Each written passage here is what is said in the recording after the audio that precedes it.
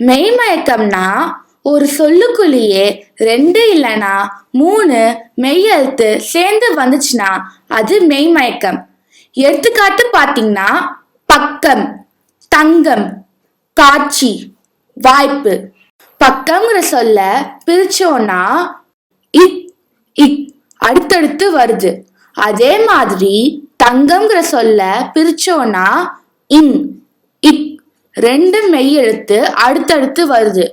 காட்சிங்கிற சொல்ல பிரிச்சோம்னா இட் இச் 2 மெய்யெழுத்து அடுத்தடுத்து வருது. அதே மாதிரி வாய்ப்புங்கிற சொல்ல பிரிச்சோம்னா எகர ஒற்று இப் இப் 3 மெய்யெழுத்து அடுத்தடுத்து வருது.